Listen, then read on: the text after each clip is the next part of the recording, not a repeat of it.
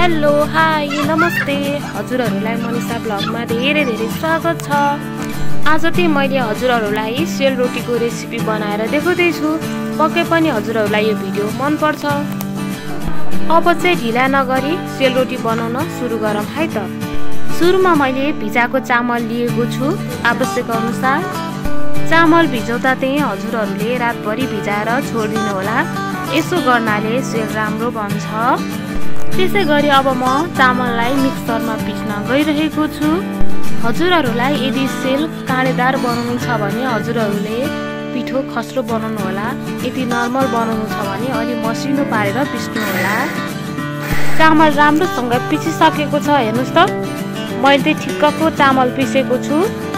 यसै गरी मैले सबै चामल पिसिसकेको छु मिक्सरमा। अब चाहिँ यसलाई म सर्र चलाउँछु। अब चाहिँ म यो चामलको पिठोमा गरम मसला राख्दैछु। मसला राख्नाले सेल बास्ना आउँछ। त्यसै गरी मैले घिउ पनि राखेँ। अब चिनी राख्छु गुलियोको लागि।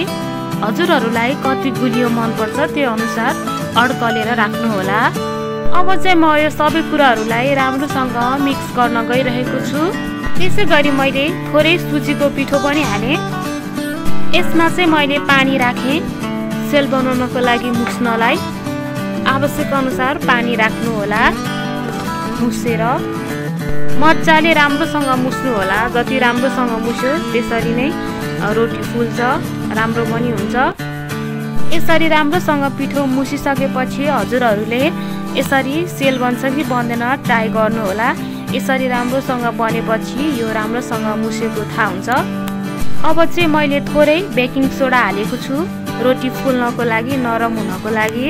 यसलाई अब म सर्र चलाउन गइरहेको छु। अब चाहिँ मैले तेल राख्न गइरहेको छु सेल पकाउनको लागि। सेलको सेप बनाउनको लागि मैले बिचमा एउटा कचौरा राखेको छु। अब चाहिँ तेल राम्रोसँग तातिसकेको छ। हजुरहरूले यसरी तेल तातेको छ कि छैन भनेर चेक गर्न सक्नुहुनेछ। अब चाहिँ मैले सेल हाल्न गइरहेको छु। सेल हाल्दा तेल राम्रोसँग तातेको हुनुपर्छ। हेर्नुहोस् त सेल कति राम्रो भएको, देख्दै खाम लाग्ने भएको छ। अब चाहिँ यो राम्रोसँग पाकिसकेको छ। मैले चाहिँ यसलाई झिकेँ।